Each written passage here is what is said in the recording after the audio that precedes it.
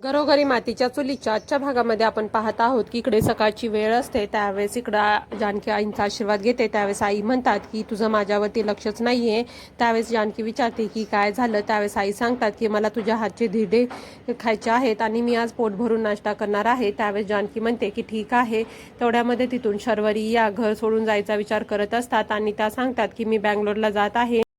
त्यावेळेस इकडं आई म्हणतात की असं मला सोडून का जात आहेस. त्यावेळेस इकडं शर्वरी म्हणतात की मला आता खूप वाईट वाटत आहे, कारण की माझ्यामुळेच नाना हे या जगामध्ये राहिले नाही आहेत आणि मी विक्रांतला जर इकडे येण्यापासून थांबवलं असतं तर आज नानासाहेब आपल्या सगळ्यामध्ये असते. त्यावेळेस जानकी म्हणते की नानासाहेबांच्या बद्दल असं कधी घडेल असं कधी वाटलं नव्हतं, पण ज्या गोष्टी अटळ आहेत त्या तर घडणारच आहेत. त्यानंतर इकडं आई म्हणतात की शर्वरी हे बघ, सगळ्यांना दुःख असतं पण त्या दुःखामधून पण सावरायचं असतं. त्यावेळेस शर्वरी म्हणते की मला कळत आहे की तुम्ही मला खूप सपोर्ट करत आहात आणि समजून घेत आहात, पण मला तुमच्यावरती ओझं बनून राहायचं नाही.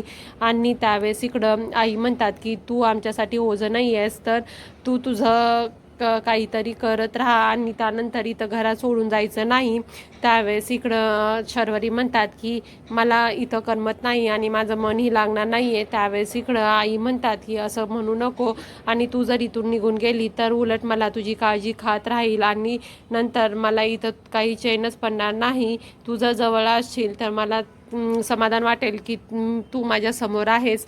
त्यावेळेस इकडं शर्वरी म्हणते की ठीक आहे आणि शर्वरी तिथेच थांबते. त्यानंतर जानकी म्हणते की ठीक आहे, मी तुमच्या सगळ्यांसाठी नाश्ता आणते. त्यानंतर इकडं सौमित्र हा कोर्टात जाण्यासाठी रेडी होतो. त्यावेळेस अवंतिकाला उठायला लेट झालेला असतो. त्यावेळेस अवंतिकाला पोटही दिसत असतं. त्यावेळेस सौमित्र म्हणतो की आता तुला जास्त काळजी घ्यावी लागेल. त्यावेळेस इकडं अवंतिका म्हणते की मी माझी काळजी घेणार नाही, तर तू माझी काळजी घ्यायचं आणि बेबीचीही तूच काळजी घ्यायचं. त्यावेळेस इकडं सौमित्र म्हणतो की हो, माझ्या लक्षात आहे आणि मीच तुझी आणि बेबीचीही काळजी घेणार आहे. आणि त्यानंतर तिला म्हणतो की तू रेडी हो आणि ब्रेकफास्टसाठी खाली ये.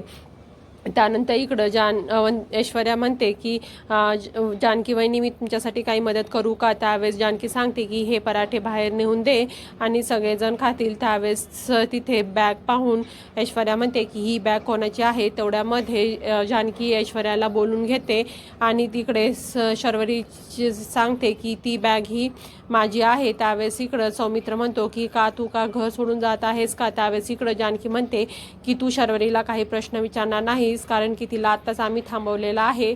त्यानंतर इकडं जानकी ही धिरडे करत असते. तेवढ्या तिथं अवंतिका येते आणि म्हणते की मला उठायला खूप लेट झाला.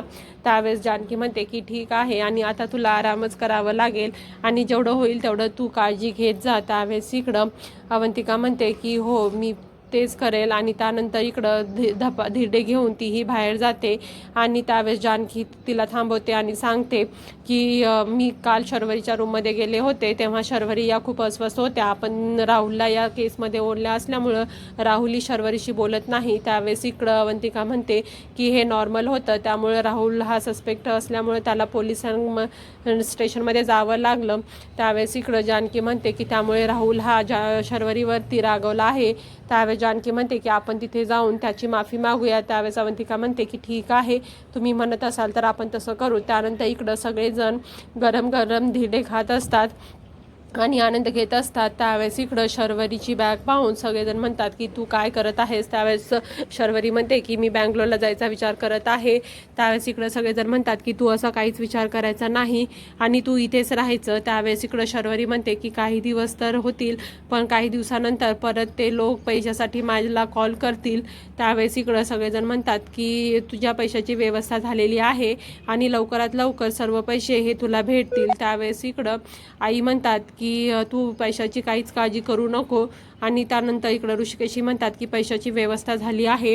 त्यानंतर इकडं शर्वरी म्हणतात की तुमच्यासारखे भाऊ असताना आणि सुमित्रा आईसारखी आई असताना मला कशाचं टेन्शन आणि कशाची काळजी. मला खरंच आज खूप अभिमान वाटतो की तुम्ही माझे भाऊ आहात आणि तसेच या तिघीही वहिनी आहेत, कारण की त्यांनी माझ्यासाठी जे केलेलं आहे ते मी कधीच विसरू शकत नाही. त्यानंतर इकडं सगळ्यांचे ती आभार मानते. त्यावेळेस इकडं ऋषिकेश म्हणतात की त्याची काहीच गरज नाही. त्यावेळेस इकडं सारंग म्हणतात की काही गरज पडली तर तू मला कॉल कर. तेवढ्यामध्ये इकडे राहुलचा मेसेज येतो की तू मला घरी भेटायला ये. त्यावेळेस ते ऐश्वर्या पाहते आणि म्हणते की हिला राहुलचाच मेसेज आला असेल. आणि इकडं शर्वरी म्हणते की मला घरामध्ये एकटीला बसून करमत नाही आहे, मी थोडंसं बाहेर जाऊन येते. त्यावेळेस इकडं ऐश्वर्या म्हणते की मी तुझ्यासोबत येते. त्यावेळेस इकडं शर्वरी म्हणतात की मला एकांतात जायचं आहे. आणि त्यानंतर इकडं जानकी आणि अवंतिका बोलत असताना तेवढ्या तिथं ऐश्वर्या येते आणि म्हणते की मला माहीत आहे की शर्वरीला राहुलचाच फोन आला होता आणि ती आता राहुललाच भेटायला गेली आहे. त्यावेळेस इकडं सगळेजण म्हणतात की तुला किती वेळा सांगितलं आहे आणि तू हा विषय बंद कर.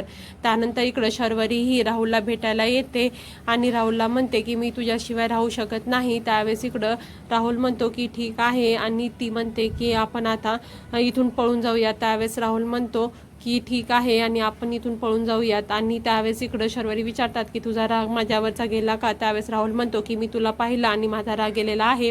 त्यावेळेस राहुल म्हणतो की माझ्यासाठी तू एक काम कर, आपण इथून बँगलोरला जाऊया. त्यावेळेस इकडं शर्वरी म्हणतात की आपण बँगलोरला जायचं नाही आहे, कारण की इथं घरी सगळ्यांना वाटत आहे की मी आता तरी दुःखातून सावरली आहे आणि मी आजच निघाले होते तर सगळ्यांनी मला अडवलं आहे, त्यामुळं मला एवढ्यात बँगलोरला नाही जाता येईल. तेवढ्यात राहुल म्हणतो की तुला पैसा पाहिजे आहे की मी. त्यावेळेस इकडं शर्वरी म्हणतात की तू तर हवाच आहेस, पण आता जर पैसे भेटत असतील तर आपण पैसे घेऊयात आणि त्यानंतरच जाऊयात. त्यानंतर इकडं राहुल म्हणतो की ठीक आहे आणि त्यानंतर हे प्लॅन करतात की आपण पैसे भेटल्यानंतर मग बँगलोरला जाऊयात. त्यानंतर इकडं शर्वरी म्हणते की मी तसंच करूया. त्यानंतर इकडं जानकी म्हणते की ऐश्वर्या तुला कितीदा सांगितलं आहे आणि तू असं का विचार करत आहेस. आणि इकडे अवंतिका म्हणतात की आम्ही आता राहुललाच भेटायला जाणार आहोत आणि त्याची माफी मागणार आहोत. त्यावेळेस ऐश्वर्या म्हणते की मीही तुमच्यासोबत राहुलला भेटायला